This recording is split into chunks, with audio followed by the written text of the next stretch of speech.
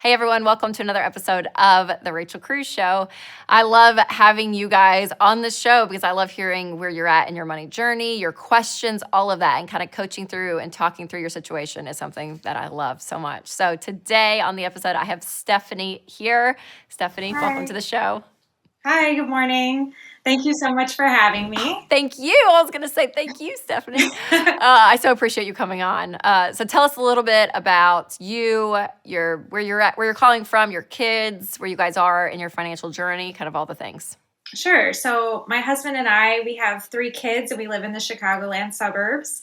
And we finished the baby steps quite a few years ago. And my question is how we can shift from, saving and being a little bit tight with our money, very cautious.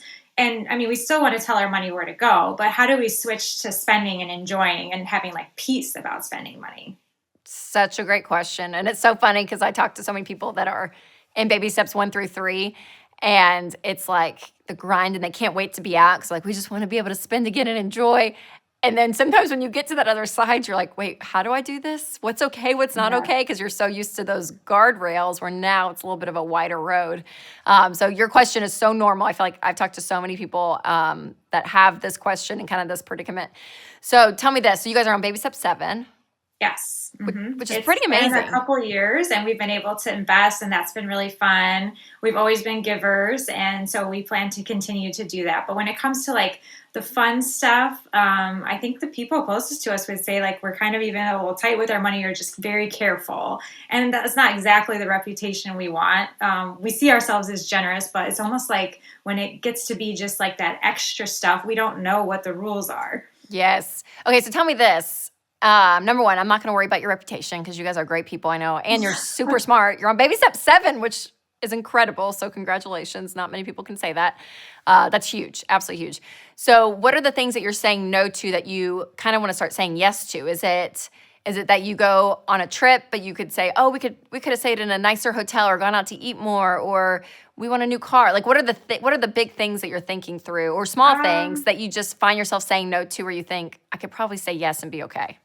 Well, they're big and small. I mean, we have our kids paying for their own Starbucks and earning money and all of that, but it's more of like a lesson than we can't afford it. But our kids might not even know that. And then also kind of the bigger things like we have two in junior high this year, and we think like, well, we need something fun so that they'll continue hanging out with us. Like, do we get a pool? Do we get a boat? But we always say no to these things because we just don't know what the rules are. Yes. Well, I would say a lot of it is to focus on your motivation on why. So there's 3 things you can do with money when you're on baby step 7. You can give it, and we talk about that. You are able to give like no one else, and you guys are giving. So I would say continue to even do that more and more.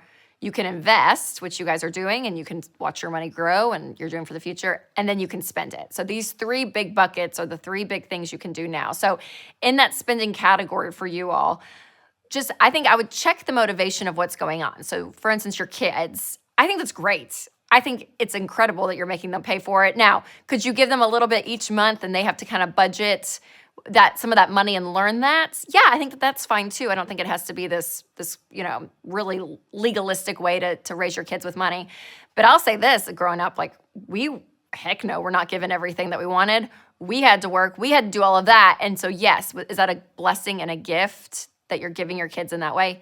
Absolutely. And honestly, them thinking that you don't have a lot, I think is great too. Like, I mean, honestly, I remember like going through high school and being like, we're some of the poorer ones here at this high Yeah, school. And we then come to definitely find believe out that that. wasn't the case. But I really was convinced, like, oh, so and so, they have a big house and they make Right. so much money, right?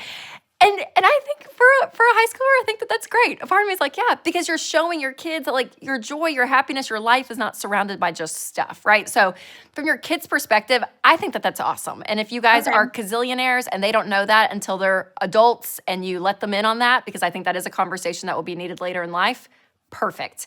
Okay. But as for the motivation of buying these big purchases, I think if it's a small percentage of your net worth of what you guys make a year, if you and your husband are in agreement, you're like, yeah, this is something we want to do.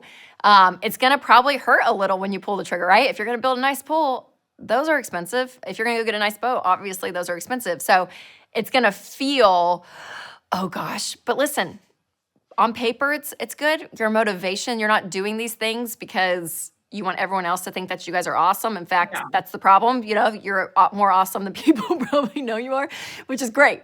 So that's not your motivation. Your motivation is to do it for your family, all of that. Do you know what I'm saying? Like Yes. the emotional side and the mathematical side are adding up to me, and the relational side with you and your husband. So all of this, I think that's a green light, and it's going to take a level of saying, okay, we can do this. But for me, it's that percentage, and you're not being wasteful.